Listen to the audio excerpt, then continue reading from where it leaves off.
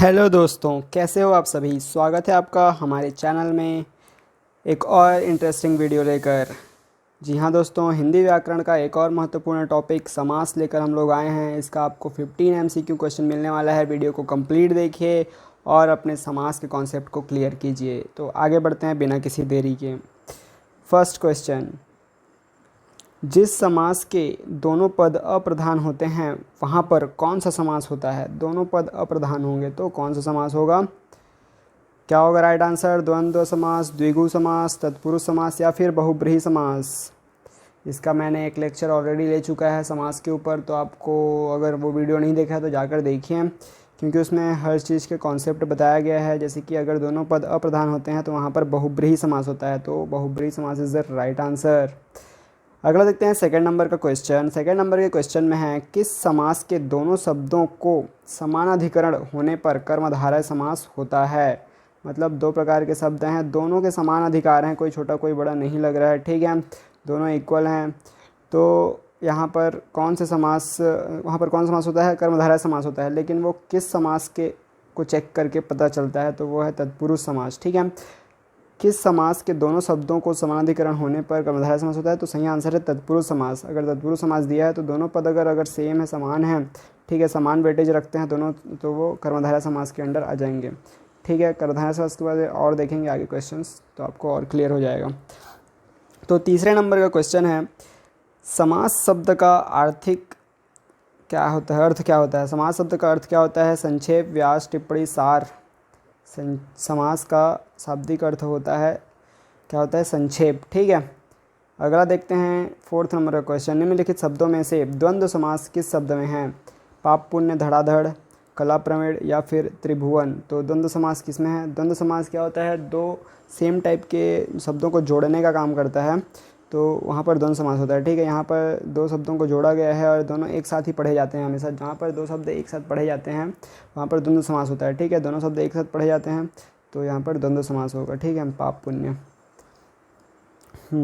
Fifth number का question है, निम्नलिखित में से एक शब्द में द्विगु समास है, उस शब्द का चयन कीजिए। किसमें है द्विगु समास। आजीवन, भूटान, सप्ताह या फिर पुरुष सिंह।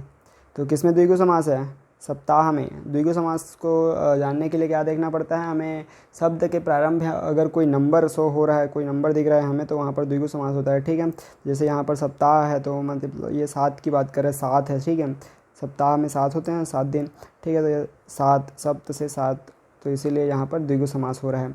अगला देखते हैं 6 नंबर का क्वेश्चन, कौन सा बहुब्रीहि समास का सही उदाहरण है।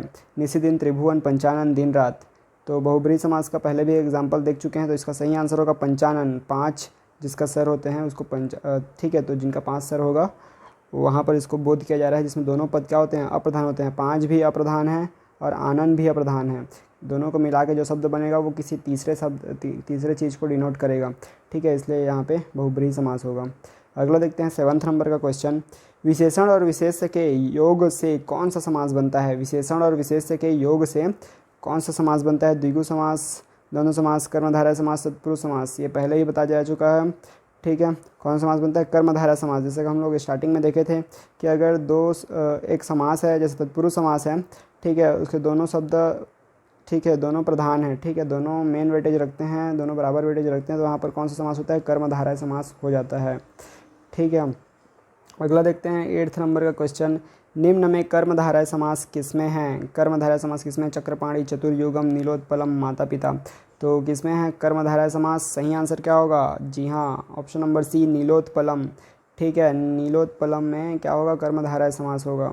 अगला देखते हैं 9th नंबर का क्वेश्चन, निम्नांकित में से कौन सा पद अव्ययी भाव समास है। अव्ययी भाव समास कौन सा है। अव्ययी भाव समास का भी कॉन्सेप्ट आपको बताया था। ऑप्शन है हमारे पास गृहगत और आचार कुशल, प्रतिदिन, कुमारी।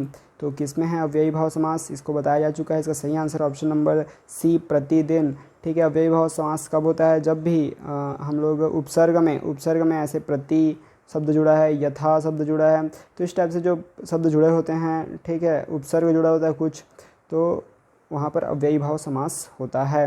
10th नंबर का क्वेश्चन है, अव्ययी भाव समास का एक उदाहरण यथाशक्ति। जैसे हम लोग ने बताया कि यथा जुड़ा रहता है सामने में उपसर्ग में, यथाशक्ति ये वाला सा होगा, ठीक है। यथाशक्ति का सही विग्रह क्या होगा। यथाशक्ति का विग्रह क्या होगा, जैसी शक्ति, जितनी शक्ति, शक्ति अनुसार या फिर यथा जो शक्ति। तो क्या होगा यथाशक्ति का सही विग्रह। इसका सही आंसर है ऑप्शन नंबर सी, शक्ति अनुसार। शक्ति अनुसार या फिर शक्ति के अनुसार ऐसा पढ़ा जाता है। ठीक है, 11th नंबर का क्वेश्चन है, निम्नलिखित शब्द के लिए उसके नीचे दिए गए विकल्पों में उपयुक्त समास छांटिए। देश प्रेम में कौन सा समास है? तो देश प्रेम में कौन सा समास है? द्विगु, कर्मधारा है, तत्पुरुष या फिर अव्ययी भाव। तो देश प्रेम में कौन सा समास है? इसका सही आंसर है ऑप्शन नंबर सी, तत्पुरुष समास। ठीक है, तत्पुरुष समास, देश प्रेम में तत्पुरुष समास है। अगला देखते हैं 12th नंबर का क्वेश्चन, निम्नलिखित शब्द के लिए उसके नीचे दिए गए विकल्पों में उपयुक्त समास छांटिए। वही क्वेश्चन है लेकिन हमारे पास जितेंद्रिय का समास निकालना है। तो कौन सा होगा सही आंसर? द्वंद्व, बहुब्रीहि, कर्मधारय या फिर तत्पुरुष। तो इसका सही आंसर है ऑप्शन नंबर बी, बहुब्रीहि समास। ठीक है, जितेंद्रिय क्या होता है? जो इंद्रियों को जीत जाता है। ठीक है, तो जो जीतेगा उसके ऊपर है। ठीक है, तो वहाँ पर बहुब्रीहि समास होगा। अगला देखते हैं 13th नंबर का क्वेश्चन है, गौशाला का समास छांटना है। गौशाला कौन समास होगा? तत्पुरुष, द्वंद्व, कर्मधारय या फिर द्विगु। तो गौशाला में समास होगा तत्पुरुष समास। ठीक है, गौशाला में भी तत्पुरुष समास होगा। 14th नंबर का क्वेश्चन देखते हैं, धक्का मुक्की में कौन सा समास है? कर्मधारय, द्विगु, द्वंद्व या फिर तत्पुरुष। जैसा कि मैंने आपको बताया है कि अगर दो शब्द एक साथ पढ़े जाते हैं तो वहाँ पर द्वंद्व समास होता है। तो इसका option C is the right answer, द्वंद्व समास। लास्ट क्वेश्चन, चौराहा में कौन सा समास है? बहुब्रीहि, द्विगु, द्वंद्व या फिर तत्पुरुष।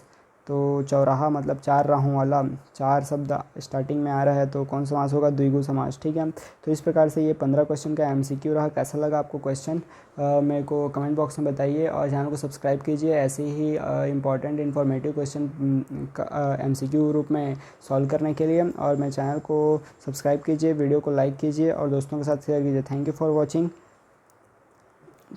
For watching, bye bye.